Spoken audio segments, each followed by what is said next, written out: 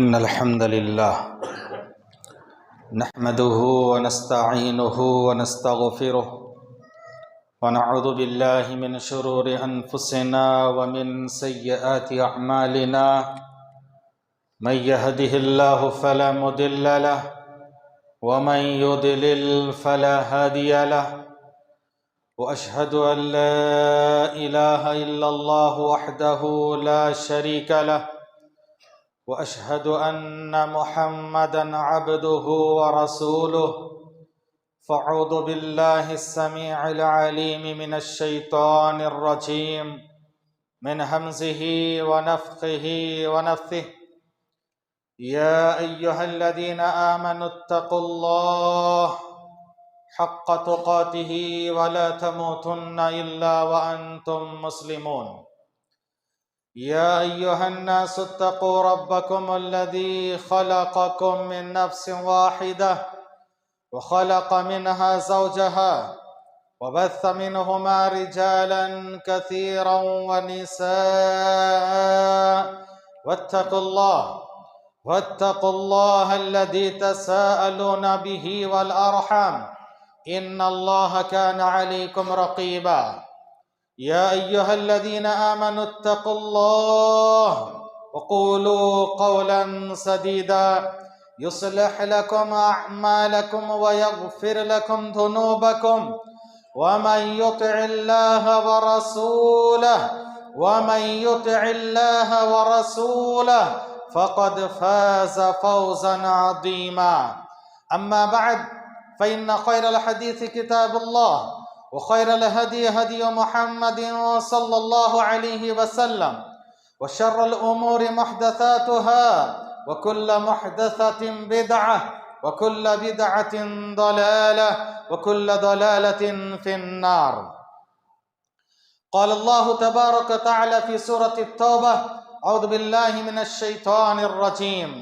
السابقون الأولون من المهاجرين والأنصار والذين اتبعوهم بإحسان رضي الله عنهم ورضوا عنه. برادران اسلام، پردہ نشین خواتین ملت، خطبہ مسنہ کے بعد میں نے آپ کے سامنے سورۃ التوبہ سورہ نمبر 9 اور آیت نمبر 100 پڑھی ہے۔ اللہ تبارک تعالیٰ نے اس آیت میں سابقین اولین مہاجر اور انصار صحابہ اکرام کی فضیلت کو بیان کرتے ہوئے فرمایا: والسابقون الاولون من المہاجرین والانصار، مہاجر و انصار صحابہ اکرام میں سے وہ جو سابقین اولین ہیں، جو شروع میں اسلام قبول کیے ہیں، اور جو لوگ ان کے نقش قدم پر چلنے والے ہیں، احسان کے ساتھ ان کی پیروی کرنے والے ہیں، اللہ نے ایسے لوگوں کو بڑی بشارت سنائی ہے۔ وہی لقب اللہ نے ان کو بھی دیا ہے جو لقب اللہ تعالیٰ نے صحابہ اکرام کو دیا ہے: رضی اللہ عنہم ورضوا عنہ، اللہ تعالیٰ ان سے راضی ہیں اور یہ بھی اللہ سے راضی ہیں۔ صحابہ اکرام ہمارے لیے معیار حق ہیں۔ صحابہ اکرام کا ایمان، صحابہ اکرام کا عقیدہ، صحابہ اکرام کا منہج، صحابہ اکرام کا طور طریقہ ہمارے لیے میزان ہے، ہمارے لیے کسوٹی ہے، ہمارے لیے ترازو ہے۔ صحابہ نے جو کام نہیں کیا وہ کام صحیح نہیں ہو سکتا ہے، صحابہ نے جو کیا ہے وہی ہمارے لیے منہج ہے، طریقہ ہے، کسوٹی ہے، میتھڈولوجی ہے۔ اللہ تعالیٰ نے ساری دنیا کو یہ پیغام دیا ہے، کہا کہ فَإِنْ آمَنُوا بِمِثْلِ مَا آمَنْتُمْ بِهِ فَقَدْ اهْتَدَوْا، اگر یہ دنیا، یہ عیسائیت، نصرانیت، یہ دنیا والے ساری انسانیت اگر صحابہ تمہارے جیسے ایمان لے کر آئیں گے تو ہی یہ ہدایت یافتہ ہوں گے۔ اور اس آیت میں مطلق پیروی کا حکم دیا ہے: السابقون الاولون من المہاجرین والانصار والذین اتبعوہم بإحسان رضی اللہ عنہ ورضوا عنہ۔ بہت بڑی بات ہے میرے بھائیوں کہ صحابہ اکرام پیارے نبی صلی اللہ علیہ وسلم کی سنگت کے لیے، آپ کی صحبت کے لیے، آپ کے ساتھیوں کے طور پر برگزیدہ ہیں۔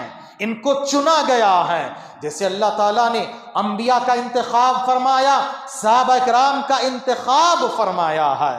حاضرین، مجھے صحابہ کرام کے بارے میں عرض نہیں کرنا ہے، چونکہ مجھے آپ کے سامنے جو موضوع آج دیا گیا ہے وہ ہے سیرت عمر بن خطاب رضی اللہ تعالی عنہ کا پیغام امت کے نام، چونکہ وہ بھی ایک صحابی، لہٰذا صحابہ کرام کے تعلق سے بولنا تمہیدی طور پر ضروری ہوتا ہے۔ حاضرین، یہ عمر رضی اللہ تعالی عنہ جن کی کنیت ابو حفص ہے اور لقب ہے الفاروق، خلیفہ ثانی ہے، دوسری خلیفہ ہیں، پیارے نبی صلی اللہ علیہ وسلم سے 13 سال کے چھوٹے تھے۔ آپ صلی اللہ علیہ وسلم کے 13 سال بعد پیدا ہوئے، یعنی آپ پیدا ہوئے واقعہ فیل، عام الفیل، ہاتھی والا واقعہ ابرہہ آیا تھا کعبے کو ڈھانے کے لیے، تو اللہ نے اس کو غارت کیا، برباد کیا ہے۔ اسی سال آپ کی پیدائش ہوئی۔ آپ کے 3 سال بعد آپ کے پہلے ساتھی، آپ کے پہلے خلیفہ ابو بکر صدیق رضی اللہ تعالی عنہ کی پیدائش ہوئی، اور وہ بھی 63 سال کی عمر میں وفات پائیں۔ اور ان کے بعد ابو بکر کے 10 سال بعد اور نبی کے 13 سال بعد حضرت عمر کی پیدائش ہوتی ہے، اور حضرت عمر بھی 63 سال کی عمر میں وفات پاتے ہیں، آپ بھی اور آپ کے دونوں صاحبان بھی رضی اللہ عنہم وارضاہم۔ حاضرین، عمر رضی اللہ تعالی عنہ کے بارے میں اگر سچ کہیں تو واقعی معنی میں اللہ کے رسول نے، پیارے نبی صلی اللہ علیہ وسلم نے اللہ سے ان کو مانگ کے لیا ہے۔ ہاں، کیا ہے؟ اللہ سے انہوں نے مانگ کے لیا ہے، اللہ مجھے عمر عطا فرما۔ اللہ اکبر، کیا اونچا مقام ہے یہ عمر کا۔ اللہ کے رسول صلی اللہ علیہ وسلم نے عمر بن خطاب کو اللہ سے مانگ کے حاصل کیا ہے۔ چنانچہ آپ جانتے ہیں کہ جب شروعات میں اسلام کا پرچار ہوا، آپ صلی اللہ علیہ وسلم نے ببانگ دہل جب اعلان کیا کہ تم شرک و بدعت و خرافات کو چھوڑو، ایک اللہ وحدہ کی عبادت و بندگی کیا کرو، تو مخالفتوں کے پہاڑ ٹوٹ پڑے، ہر طرف مظالم ڈھائے جانے لگے۔ جو لوگ مخالفین تھے اور معاندین تھے، ان معاندین اور مخالفین میں حضرت عمر کا بھی نام آتا ہے، حضرت عمر کا بھی نام آتا ہے۔ اسی لیے وہ زنیرہ، ایک لونڈی جن کو زنیرہ یا زنیرہ بھی کہا جاتا ہے، ہاں، جب اسلام قبول کر لی تو عمر نے اتنا مارا، یہ صحیح واقعہ، اتنا مار کے تھک جاتے، کہتے سانس لے لو پھر ماروں گا، دم لے لو آرام کر لو پھر ماروں گا۔ عمر جیسے بہادر کی بہادری اور جوانی اور طاقت ایک معمولی لونڈی کے جسم کو جھکا نہیں سکی۔ یاد رکھو، یہ توحید ہے، یہ طاقت ہے ایمان کی، یہ توحید کی طاقت ہے۔ ایک معمولی لونڈی کے پاس آ جائیں، وقت کے بہادر کو بھی وہ اپنے سامنے زیر کر کے رکھ دیتی ہے۔ اور وہ واقعہ جس میں اہل علم نے کلام کیا ہے، اور بعض اہل علم نے صحیح بھی کہا ہے کہ عمر رضی اللہ تعالی عنہ کی بہن کو بے تحاشا مارنے کا جو واقعہ ہے، اکثر علماء نے اس کے واقعے پہ اس کے استنادی حیثیت پہ کلام کیا ہے۔ بہرحال شروع میں مخالف تھے، اور اتنے کٹر مخالف کہ لوگ کہتے تھے عمر تو اسلام، یہ سب یہاں کی زبان میں کہوں تو کوئی اسلام لائے تو لائے، انہوں تو نہیں لاتے با، ہاں، کوئی اسلام لائے تو لائیں گے لیکن عمر تو نہیں لاتے۔ چنانچہ صحیح واقعہ سیرت کے کتابوں میں کہ 2 صحابہ میاں بی بی، حضرت عامر اور ان کی بیوی لیلہ، دونوں ہجرت کر کے جا رہے تھے، شروعات کی بات ہے، تو راستے میں حضرت عمر ملے، پوچھا کہاں جا رہے ہو؟ کہ تم لوگوں نے ناک میں دم کر رکھی ہے، عبادت کا موقع نہیں دیا سکون کے ساتھ، آزادی کے ساتھ، مکہ چھوڑ کے ہم جا رہے دوسری جگہ پر۔ انہوں نے سوچا عمر روکیں گے، ٹوکیں گے، ڈانٹیں گے، پکڑیں گے، ماریں گے، پیٹیں گے، لیکن عمر نے کہا صاحبک اللہ، اللہ تمہارے ساتھ ہو، جاؤ۔ تعجب کی حضرت لیلہ نے کہا شاید عمر کا دل بدل گیا ہوگا، نرم ہو گیا ہوگا۔ اصل میں نرم ہوا ہے، کیسے ہوا بھی بتاؤں گا، نرم ہوا تھا، لیکن حضرت عامر نے کہا کیا بات کرتے ہو، اللہ کی قسم عمر کا گدھا جب تک اسلام نہیں لائے گا، عمر اسلام لانے والے نہیں ہے۔ یاد رکھو، اللہ ہدایت دینے والا ہے، ہمیں مایوس نہیں ہونا ہے، دعوت و تبلیغ کا کام کرنا ہماری ذمہ داری ہے، اللہ سے کبھی مایوس نہیں ہونا ہے۔ اللہ کس کو ہدایت دے اور کس سے کیسے کام لے وہ اللہ بہتر جانتا ہے۔ بہرحال عمر کا دل نرم کیسے ہوا؟ ایک موقع کی بات ہے، آپ صلی اللہ علیہ وسلم سورہ حاقہ کی تلاوت کر رہے تھے۔ سورہ حاقہ کی تلاوت بہترین سورہ، اس کے جملے اور واقعات بہترین ہے۔ الحاقۃ ما الحاقہ وما ادراک ما الحاقہ کذبت ثمود وعاد بالقاریہ فاما ثمود فاہلکوا بالطاغیہ واما عاد فاہلکوا بریح صرصر عاتیہ سخرها علیہم 7 لیال و8 ایام حسوما فطر القوم فیہا سرعا کأنہم اعجاز نخل خاویہ۔ ایسے ایسے جملے ہیں گویا کہ دل میں تیر و تفنگ کی طرح چبھ رہا ہے۔ ایسے جملے ہیں قوم عاد، سمود، فرعون اور ان کا واقعہ عمر کے دل میں چبھ رہا تھا، کیا ہو رہا ایسا کلام ہے، اگنور کیا، شاید کسی شاعر کا کلام ہوگا۔ نبی جاتے جاتے وہاں پہنچے، وما ہوا بقول شاعر قلیلا ما تؤمنون، یہ کسی شاعر کا کلام نہیں ہے، تم ایمان نہیں لاتے ہو۔ حضرت عمر کے دل میں اور چبھا، شاید کسی کاہن کا کلام ہوگا۔ کہا کہ دیکھو یہ کسی کاہن کا کلام بھی نہیں ہے۔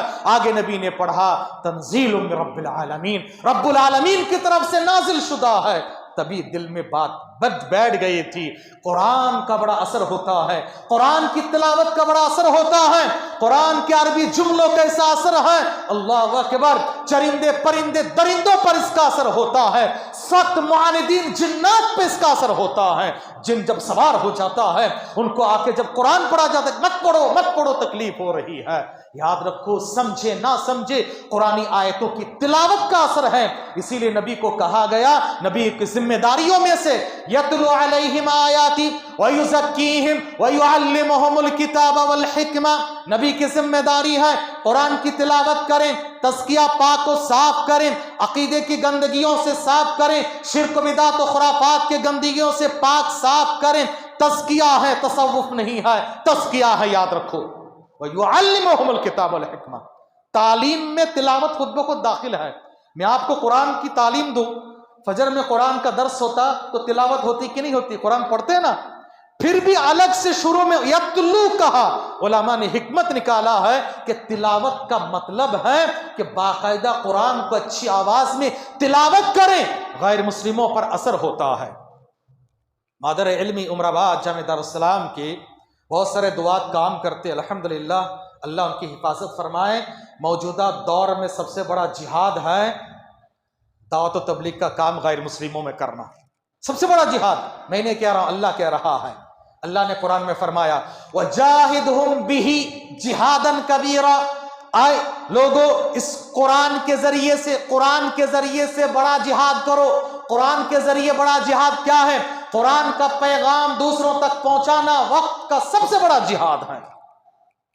تو چنئی کے ایک بہت بڑے سوامی جی تھے، وہ اسلام قبول کی، ان کا نام ابھی محب اللہ ہے، جانتے ہیں، وہ ساتھ میں رہتے، دعوت تبلیغ کا کام کرتے ہیں۔ ہم لوگ عمر آباد میں پڑھ رہے تھے تو آئے تھے، وہ کہہ رہے تھے کہ عمر آباد کے دعات آتے تھے، ہمیں تمل میں سمجھاتے تھے، بات کرتے تھے، اتنا اثر نہیں ہوتا تھا، لیکن جب قرآن کی تلاوت کرتے تھے ہم نہیں سمجھتے تھے، مگر قرآن کی تلاوتوں کا ایسا اثر ہوتا تھا ہمارے دلوں میں، اللہ اکبر۔ یاد رکھو یہ اللہ کا کلام ہے، غیر معمولی تاثیر اس کے اندر ہے۔ حضرت عمر سورہ حاقہ کی تلاوت سے ان کا دل بدل گیا اور بہت زیادہ متاثر ہوئے۔ آئندہ ایسا ہوا کہ وہ آہستہ آہستہ اسلام کی طرف مائل ہونے لگے، اور آپ صلی اللہ علیہ وسلم نے اللہ سے مانگ کے لیا، جیسے کہ میں نے کہا اللہ کے رسول صلی اللہ علیہ وسلم نے اللہ سے دعا کی اس وقت جب مکے میں رہنا مشکل ہو گیا، مخالفتوں کے پہاڑ ٹوٹ پڑنے لگے، مسلمان اپنے ایمان کو چھپائے ہوئے تھے، ظاہر نہیں کر پاتے تھے، کعبے میں جا کر کھلم کھلا نماز نہیں پڑھ سکتے تھے، تلاوت نہیں کر سکتے تھے، چھپتے چھپاتے ہوئے تھے، سب پریشان حال تھے۔ ایسے وقت میں اللہ کے رسول نے دعا کی، اللہم اعز الاسلام باحب هذا الرجلین الیک، اے اللہ تعالیٰ یہ دونوں آدمی میں سے جو تیرے پاس محبوب ہے، عمر اللہ کے محبوب ہیں۔ نبی نے کہا دو آدمی میں سے جو تیرے نزدیک محبوب ہیں، یعنی ابو جہل اور عمر بن خطاب. ابو جہل بن ہشام جس کا نام ابو الحکم بھی تھا اور عمر بن خطاب، دونوں میں سے اللہ تیرے نزدیک جو زیادہ پسندیدہ ہے اللہ تو اس کے ذریعے سے اسلام کی مدد فرما. اللہ اکبر. اس کے بعد دیکھو عمر اسلام قبول کر لیے. عمر کا اسلام قبول کرنا تھا. نعرہ تکبیر کی آوازیں بلند ہوئی. اللہ اکبر. صحابہ کرام کہتے ہیں عمر کے اسلام قبول کرنے سے پہلے ہم ذلیل تھے، مقہور تھے، کمزور تھے. عمر کے اسلام میں داخل ہونے کے بعد ہم سر اٹھا کر جینے لگے، کعبے میں جا کر کھلم کھلا نماز پڑھنے لگے. اور اس وقت لوگ چھپتے چھپاتے ہجرت کرتے تھے. عمر نے کہا کہ یہاں مکے میں سب سے تیز رفتاری کے ساتھ خبر پھیلانے والا کون ہے؟ کہا کہ وہ جمیل نام کا آدمی ہے. کہا کہ ان کو بلا لائیں.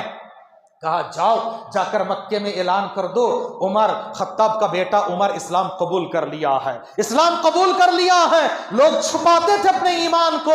عمر کی شجاعت اور بہادری کی داد دیجیے رضی اللہ عنہ وارضا. انہوں نے کہا جاؤ جا کر اعلان کر دو. کسی مئی کے لال کی ہمت نہیں، جرات نہیں عمر سے آ کے پوچھے تم نے اسلام کیوں قبول کیا ہے. ہجرت کی نوبت آئی. ہجرت کر کے مدینہ جا رہے تھے، سب چھپتے چھپاتے جاتے تھے. عمر نے کہا میں فلاں وقت میں فلاں تاریخ میں فلاں جگہ سے ہجرت کر کے مدینہ جا رہا ہوں. کسی کا مائی کا لال ہے، آئے اور روک کر دکھائیں کہ اس کی ماں اگر اس کو گم پائے اس کا ماتم کرنا چاہتی ہے، آؤ میرے راستے میں آ کر دکھاؤ. رضی اللہ عنہ وارضا. اللہ اکبر. سبحان اللہ بحمدہ عدد خلقہ ورضا نفسی وزنۃ عرشہ ومداد کلماتی. یہ عمر کی جلالی شخصیت ہے میرے بھائیو. عمر کے بعد اللہ تبارک تعالیٰ نے اسلام کو بڑی تقویت اور قوت پہنچائی. اور یہ عمر، اللہ کے رسول صلی اللہ علیہ وسلم نے فرمایا عمر کے اسلام قبول کرنے کے بعد کیسے زندگی بدلی ہے. وہ عمر وہ خود کہتے ہیں کہ مجھے خطاب کا گدھا چرانا نہیں آتا تھا، گدھا چرانا نہیں آتا تھا. میرے باپ مجھے مارتے ڈانٹتے ڈپٹتے. اسلام میں کیا داخل ہوئی، اللہ اکبر، کیا اونچا مقام ہو گیا. ایسا اونچا مقام، اللہ اکبر. پیارے نبی صلی اللہ علیہ وسلم کہتے ہیں عمر کے دل میں بات پہلے اترتی ہے پھر بعد میں اللہ کی شریعت اترتی ہے. اللہ اکبر. ان اللہ جعل الحق علی لسان عمر وقلبی. کہا کہ عمر کی زبان اور ان کے دل پہ اللہ نے حق کو جاری کر دیا ہے. حق کہنا، حق بولنا، حق پر ڈٹے رہنا، حق کا فیصلہ کرنا، حق کا ساتھ دینا، یہ عمر کا شیوا ہے. اسی لیے ان کے لقب ہے الفاروق. حق و باطل کے درمیان فرق کرنے والی شخصیت ہے عمر فاروق رضی اللہ تعالی عنہ. یہ عمر جن کے بارے میں پیارے نبی صلی اللہ علیہ وسلم نے فرمایا کتنی عظیم بشارت ہے. لو کان نبی بعد لکان عمر. اگر میرے بعد کوئی نبی ہوتے، نبوت کا تاج کسی کے سر میں رکھا جاتا تو وہ عمر ہوتے. اللہ اکبر. نبی نے فرمایا عمر کی شخصیت کا روب و جلال انسانوں تو انسان ہے، عالم جنات پر بھی ہے. نبی نے فرمایا عمر جس راستے میں تم چلتے ہو شیطان بھول کے بھی اس راستے پہ جاتا نہیں ہے. اللہ اکبر. شیطان بھی عمر کو دیکھ کر راستہ بدل دیتا ہے. یہ عمر ہے. ایک حکمت کی بات سن لے. جب شیعوں نے کہا کہ ہم باب عمر سے مسجد نبوی میں داخل نہیں ہوں گے کیونکہ عمر کا نام ہے اور ان کو نفرت ہے ان سے، ہاں، تو ایک سلفی عالم نے کہا عمر آپ کی کیا شان ہے، جب آپ زندہ تھے تب بھی آپ سے شیطان چڑھتا تھا اور بھاگتا تھا، آپ کی وفات کے بعد بھی آپ کے نام سے شیطان بھاگتا اور چڑھتا ہے. اللہ اکبر. کا استدلال دیکھو. سبحان اللہ. یہ حضرت عمر کی جلالی شخصیت ہے میرے بھائیوں. حضرت عمر رضی اللہ تعالی عنہ کی دوراندیشی، فہم و فراست بہت مشہور ہیں. وہ اتنے زیادہ دوراندیش تھے، علم والے تھے. نبی صلی اللہ علیہ وسلم نے خواب میں دیکھا اور ایک بار آپ نے اس کو 2 بار بیان کیا، خواب میں بھی اور اسی طرح سے آپ نے کسی اور موقع پر بھی بیان فرمایا ہے کہ آپ صلی اللہ علیہ وسلم دودھ پی رہے ہیں اور آپ کے انگلیوں کے بیچ میں سے دودھ کے فوارے نکل رہے ہیں. صحابہ نے پوچھا، پھر اس کے بعد کہا کہ میں دودھ پی کر شکم سیر ہوا، اس کے بعد میں نے پیالہ عمر کو دیا، وہ بھی پی لیے اور خوب پی لیے، شکم سیر ہو گئے. صحابہ نے پوچھا کہ اللہ کے رسول یہ دودھ کی تعویل کیا ہے، کیا مطلب ہے؟ کہا کہ العلم، علم. اللہ اکبر. نبی نے جتنا علم حاصل کیا کہا کہ دیکھو اس اللہ تعالیٰ نے میرے بعد جی بھر کے پیٹ بھر کے دل و دماغ بھر کے حضرت عمر کو بھی علم دیا ہے. اتنا علم تھا ان کے پاس. اللہ اکبر. یہاں تک کہ اور بھی کچھ روایتوں میں ان کی فضیلت ہے. اسی لیے اس امت کی الہامی شخصیت ہے وہ.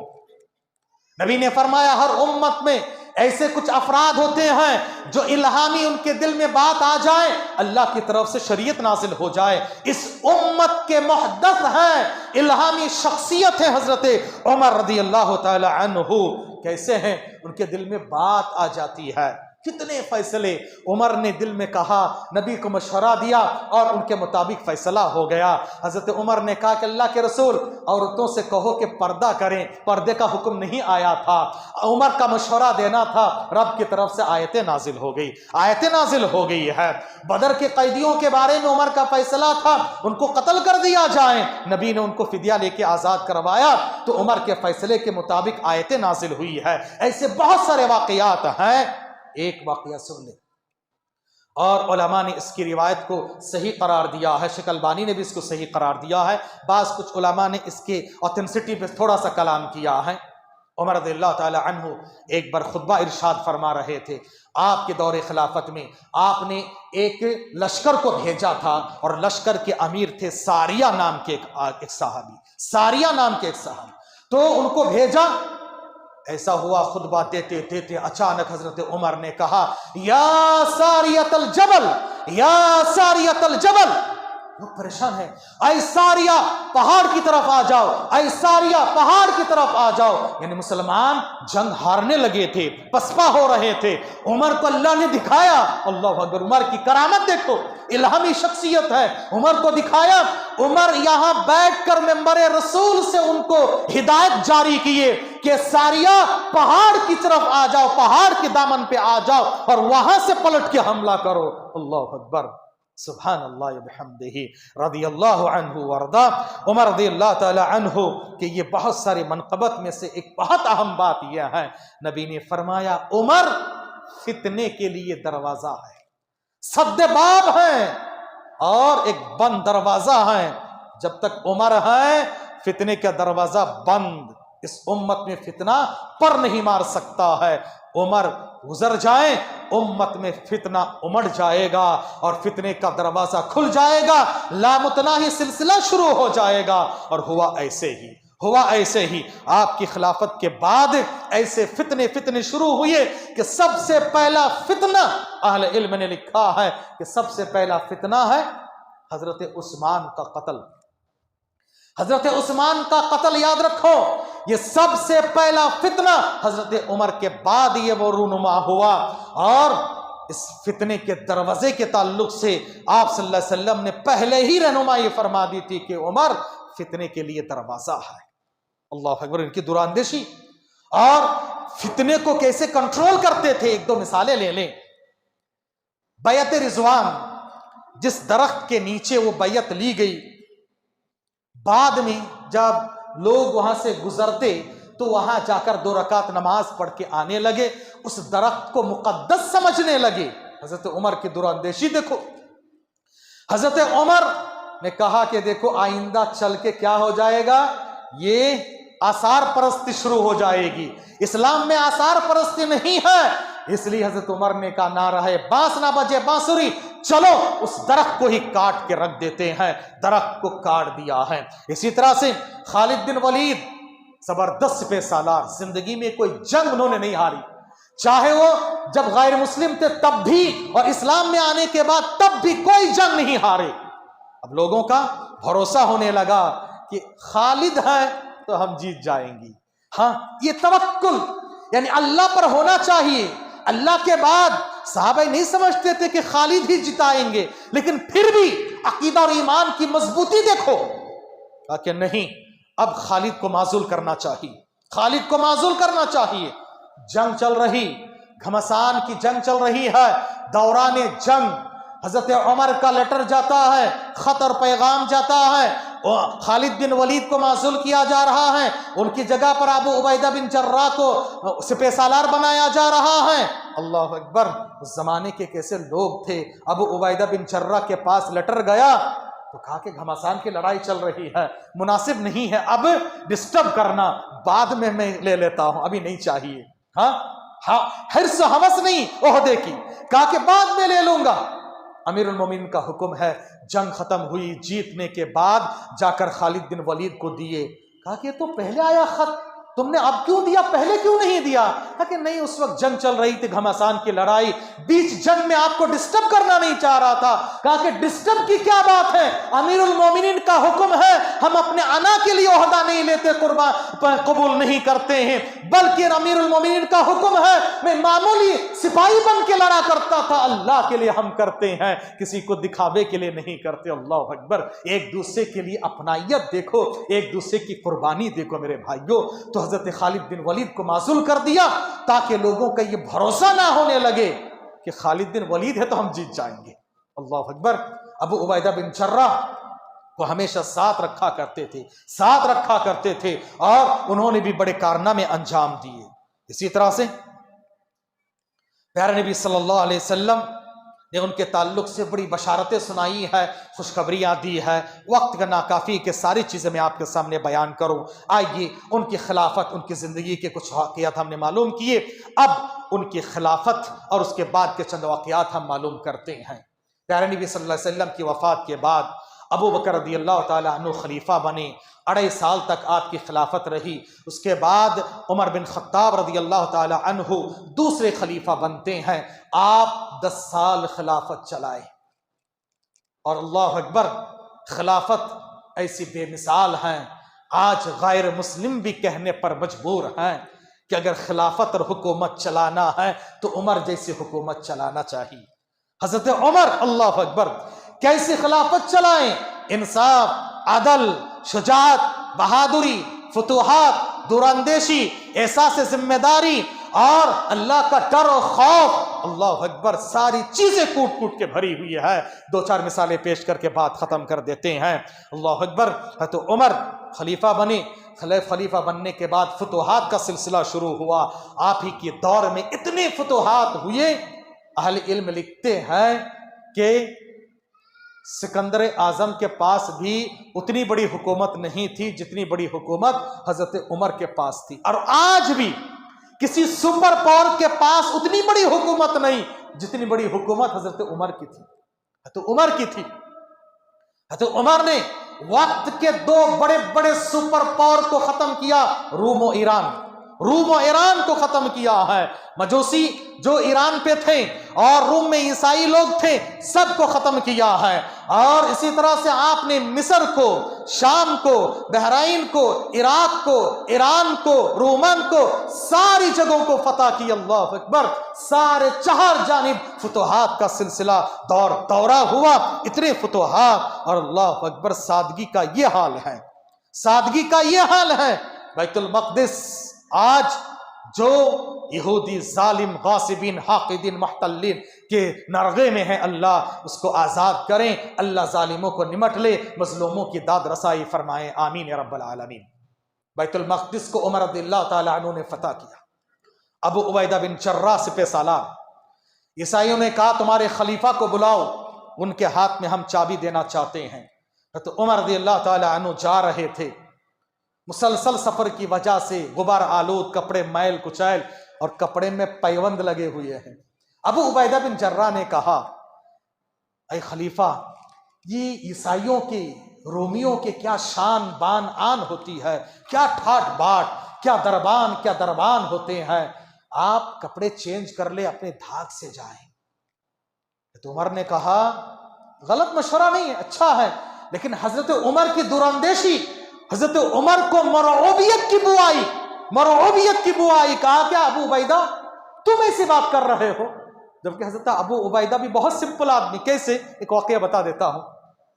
ایک مرتبہ حضرت عمر ابو عبیدہ کے گھر آئے، یہ خلیفہ ہیں اور یہ سپہ سالار ہیں۔ حضرت ابو عبیدہ بن جراح کے گھر آئے، لاکھوں سپاہیوں کے سپہ سالار ہیں، وقت کے 2 سپر پاور کے سپہ سالار ہیں یہ۔ گھر میں آئے تو دیکھیں ایک چٹائی ہے، ایک چادر ہے، ایک پلیٹ ہے اور کچھ نہیں، ایک تلوار ہے۔ کہا کہ ابو عبیدہ اتنا ہی تمہارا سامان گھر کا؟ کہا کہ ہاں، سفر میں جتنا سامان کم ہوگا سفر میں آسانی اتنی زیادہ ہوگی۔ ہم تو مسافر ہیں، اللہ کا بلاوا آئے گا چلے جائیں گے۔ دنیا کے اے مسافر منزل تیری قبر ہے، طے کر رہا ہے جو تو 2 دن کا یہ سفر ہے۔ ہم تو مسافر ہیں، کن فی الدنیا کأنک غریب و عابر السبیل، دنیا میں ایسے رہو گویا کہ تم اجنبی ہو یا مسافر ہو، راہ گزر ہو۔ ایک دن پکارا آئے گا، سب چھوڑ چھاڑ کے جانا ہے۔ اللہ پکارے گا آ جاؤ آ جاؤ، سب چھوڑ چھاڑ کے چلے جانا ہے۔ کہا کہ سفر میں سامان جتنا کم ہوگا آسانی ہوگی، تیز جا سکتا ہوں، کیا ضرورت اتنا کافی ہے، ضرورت پوری ہو رہی ہے۔ اللہ اکبر۔ حضرت عمر سے رہا نہ گیا، گئے اور خلافت سے کافی سارے اشرفیاں اور بہت دینار و درہم دے کر بھیجے، جاؤ ابو عبیدہ کو پہنچا کے آؤ۔ غلام لے کر گئے۔ ابو عبیدہ نے کہا کس نے بھیجا؟ امیر المومنین نے بھیجا۔ اچھا اتنا سارا مال، رک جاؤ ایک کام کرو، یہ غریب مسکین محتاجوں کو بلا لاؤ اور یہ سارا تقسیم کر کے آ جاؤ، سارا تقسیم کر کے آ جاؤ، اور خلیفہ سے جا کر کہہ دو ابو عبیدہ نے قبول کر لیا ہے۔ اللہ اکبر، کیا لوگ تھے، کیا افراد تھے۔ آج ہم اتنے دنیا دار ہیں، یاد رکھو حب الدنیا و کراہیت الموت آج ہماری پسپائی، رسوائی اور ذلت کا سبب ہے۔ آج ہم دنیا دار ہو چکے ہیں، اتنے دنیا پرست ہو چکے ہیں، دنیا حب الدنیا۔ یاد رکھو یہی وہن ہے، اس کو ختم کرو۔ دنیا کی مثال پانی اور کشتی، دین اور دنیا کی مثال ہے۔ دین کیا ہے اور دنیا، یاد رکھو دنیا کیا ہے، یہ آپ کے جیسے پانی ہے اور دین آپ کی کشتی ہے۔ کشتی اوپر رہے تو نیا پار لگ جائے گی، اگر الٹا ہو کشتی چلنے کے لیے پانی چاہیے، دنیا چاہیے۔ دنیا کو ضرورت کے لیے استعمال کرو، اسی کو سب کچھ نہ سمجھو، اور اگر پانی اوپر کشتی نیچے آ جائیں تو ٹامک یا کھا کے ڈوب جائیں گے، نیا پار نہیں لگے گی۔ اللہ اکبر۔ وہی ابو عبیدہ بن جراح نے مشورہ دیا، کہا کہ ابو عبیدہ تمہاری زبان سے ایسی بات کوئی اور کہتا نا، میں مار کے اس کو سیدھا کرتا، تمہیں زیب نہیں دیتا، تم جیسے آدمی ایسے مرعوبیت کی بات کرو۔ اللہ نے ہمیں اس کے بعد حضرت عمر نے تاریخی جملہ کہا ہے، آب زر سے لکھنے کے یہ جملے ہیں، کہا کہ اِنَّا كُنَّا أَذَلَّ قَوْمٍ فَعَزَّنَا اللَّهُ بِالْإِسْلَامِ، ہم ذلیل گئے گزرے قوم تھے، رومان و ایران، قیصر و کسریٰ ہم پر حکومت کرنا نہیں چاہتے تھے، عرب کے لوگ ذلیل رسوا تھے، کوئی ان پر حکومت کرنا نہیں چاہتے تھے، اتنے زیادہ ذلیل تھے۔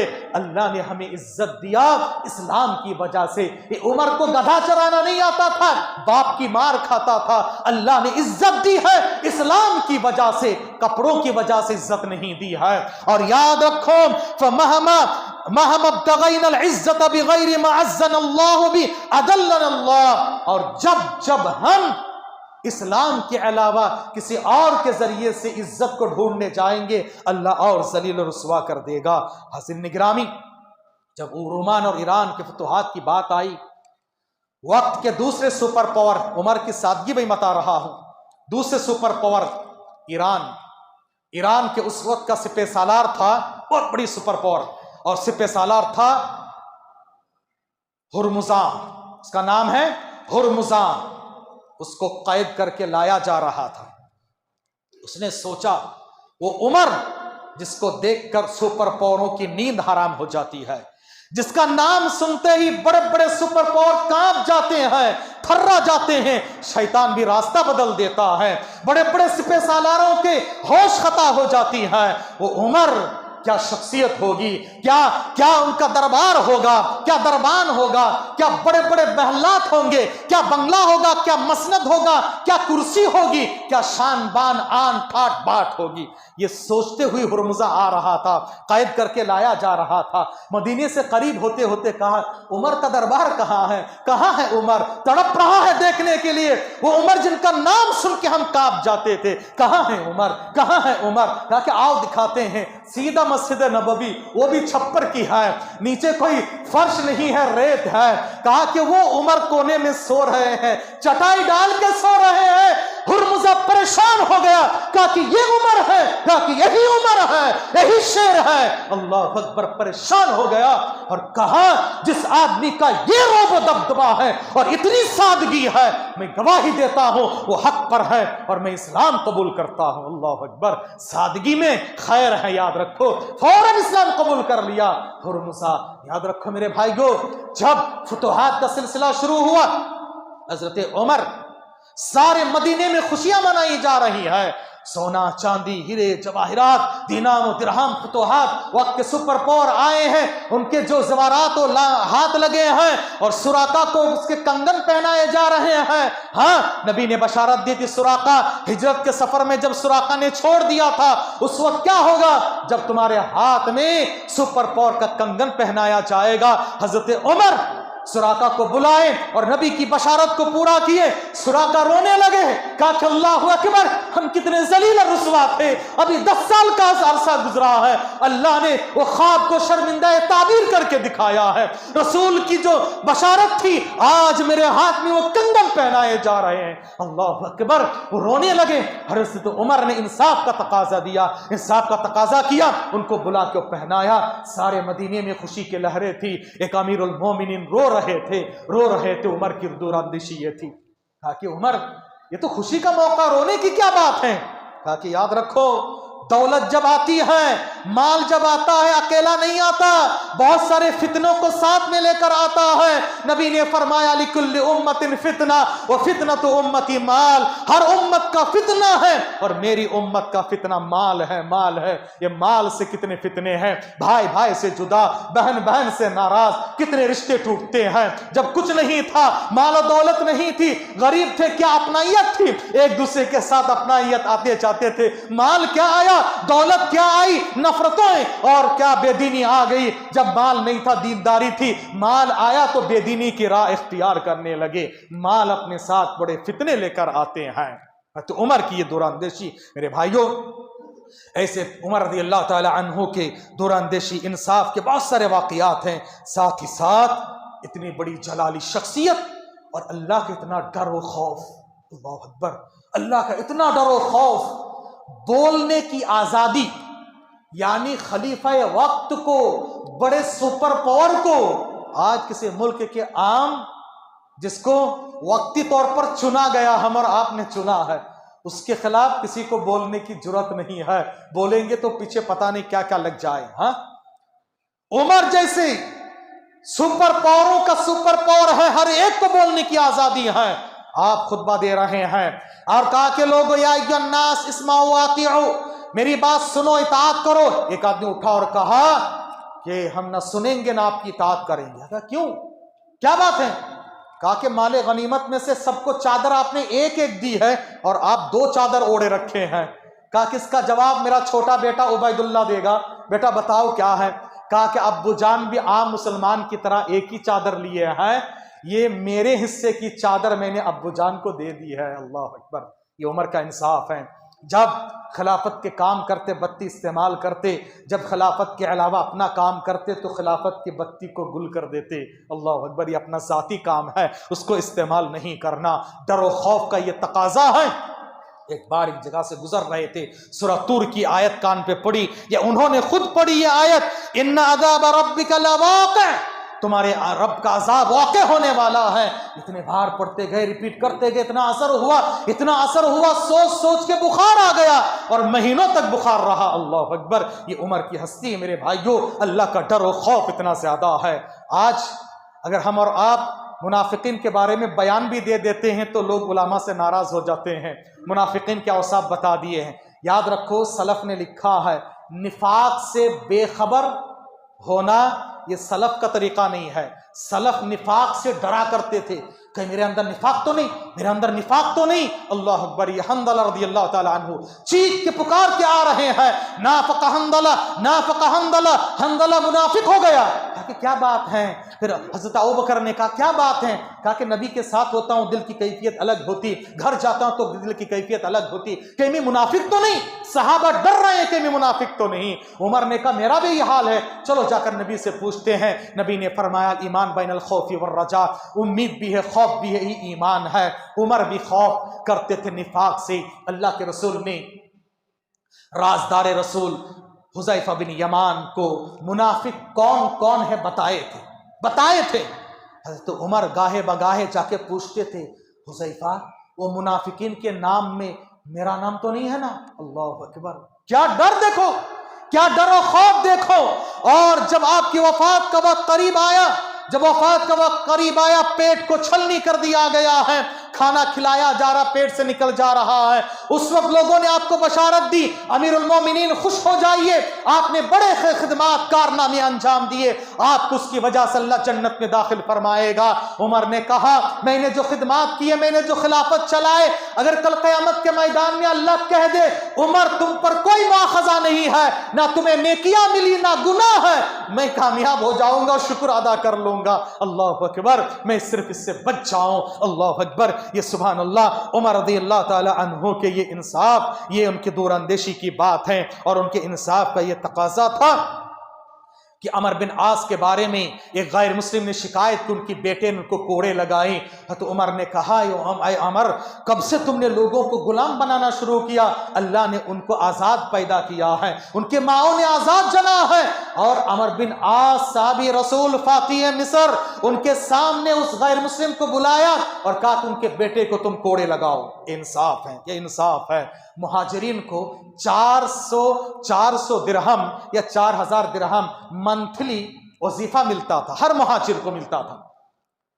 آپ بھی مہاجر تھے، آپ کے بیٹے عبداللہ بن عمر بھی مہاجر تھے۔ عبداللہ بن عمر کو 500 روپے کم دیتے تھے، بیٹا ہے زیادہ نہیں، 500 روپے کم۔ لوگوں نے پوچھا کیا بات ہے، کیوں آپ، یہ تو مہاجر ہے، سب کو ملتا 400، آپ ان کو 350 کیوں دیتے ہیں؟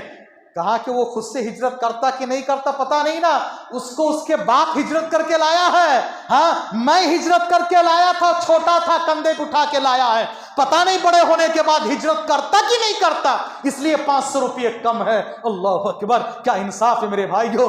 آج کوئی لیڈر بن جائے، قائد بن جائے، سوچتا کسی طرح سے میں اپنے بیٹے کو بنا کے چلا جاؤں، مرتے مرتے بیٹے کو بنا کے چلا جاؤں۔ خلافت کی بات آئی، لوگوں نے کہا آپ کے بعد خلیفہ اپنے بیٹے کو نامزد کر دو، کہا کہ نہیں جی ان کے صلاحیت نہیں، کہا کیوں نہیں، صلاحیت تو ہے۔ پھر ٹالتے کہا جس آدمی کو بیوی کو طلاق دینے کا طریقہ معلوم نہیں، حالت حیض میں بیوی کو طلاق دیا، ان کو تم خلافت دینا چاہتے ہو؟ اللہ اکبر، کیا بات دیکھو، کیا بات دیکھو۔ آپ کی بیٹی حفصہ جو امہات المومنین میں نبی کی بیوی ہیں، ایک مرتبہ نبی نے ان کو طلاق دے دی ہے۔ حضرت عمر اتنے ناراض ہو گئے، کہا کہ حفصہ آئندہ سے خیال رکھنا، نبی کو ناراض نہیں کرنا، اگر تم نے آئندہ کبھی ایسی شکایت کا موقع دیا مجھ سے برا کوئی نہیں ہوگا۔ یاد رکھیے ایسے انصاف کرنے والے حضرت عمر تھے۔ بہت سارے واقعات ہیں، وقت ناکافی ہے میرے بھائیوں۔ آپ کے پاس احساس ذمہ داری اتنی تھی، وہ کہا کرتے تھے کہ بعض علماء نے اس کے سند پہ تھوڑا سا یہ کیا ہے، لو اثرت بغلۃ فی العراق لسألنی اللہ وقال لخفت ان يسأل اللہ عنها لما لم تصلح لها الطریق یا عمر۔ اگر عراق میں کوئی گدھا یا گدھی جو ہے گر جائے کسی روڈ کے گڑھے میں، کل قیامت کے میدان میں اللہ پوچھے عمر تیری خلافت میں راستہ کیوں صحیح نہیں کیا تھا؟ کیونکہ ایک خچر اس میں گر گیا تھا۔ اللہ اکبر، کیا احساس ذمہ داری ہے۔ آج انسان تو جانوروں سے گئے گزرے، اس کو مارا جا رہا، پیٹا جا رہا، اور روڈ میں کیسے مر رہے ہیں، کوئی پرسان حال نہیں بلکہ مارا جا رہا ہے۔ حضرت عمر کے احساس ہے، یہ ذمہ داری ہے، اسی لیے کہنے پر مجبور تھے کہ یاد رکھیے کہ عمر جیسے حکومت کرنی چاہیے۔ آخر ایک بات یاد رکھیے، حضرت عمر رضی اللہ تعالی عنہ کو شہید کرنے والا، آپ نے 10 سال بہترین خلافت اور حکومت چلانے کے بعد شہید ہو گئے، اور دعا کرتے تھے، اس میں بڑی حکمت ہے۔ کیا دعا کرتے تھے؟ اللہ مجھے شہادت کی موت دینا اور مدینے کی بھی موت دینا۔ یہ تو اور دعا ہے، شہادت پانا ہے تو مسلم ملک سے باہر جانا پڑے گا، اور اگر باہر جائیں گے تو مدینے کی موت نہیں ملے گی، لیکن دونوں مانگتے تھے۔ لوگوں نے پوچھا آپ تو ایک اور دعا کر رہے ہیں، کہ مانگنا میرا کام ہے، دینے والا اللہ ہے۔ اللہ اکبر، یقین کامل، یقین محکم، عمل پہ ہم محبت فاتح عالم، یقین ہو یاد رکھو، غلامی میں نہ کام آتی ہے شمشیریں نہ تدبیریں، جو ہو ذوق یقین تو کٹ جاتی ہے زنجیریں۔ یقین ہونا چاہیے. ایمان کا سفر شروع ہوتا ہے یقین سے. میرا کام مانگنا. دیکھو مدینے کی موت بھی، کیونکہ مدینے کی موت کی بڑی فضیلت ہے، اور ایک غیر مسلم کے ہاتھ سے ان کی شہادت ہوئی ہے. مسجد نبوی میں چھرا گھونپ دیا، پورا پیٹ چھلنی، کھلایا جا رہا پیٹ سے باہر. سب سمجھ گئے اب آخری وقت ہے. عیادت کرنے آئے، سب لوگ تسلی دے رہے تھے. انہوں نے ایسے وقت میں بھی ایک آدمی کے ازار دیکھا، ٹخنے سے نیچے کہا کہ اوپر کرو.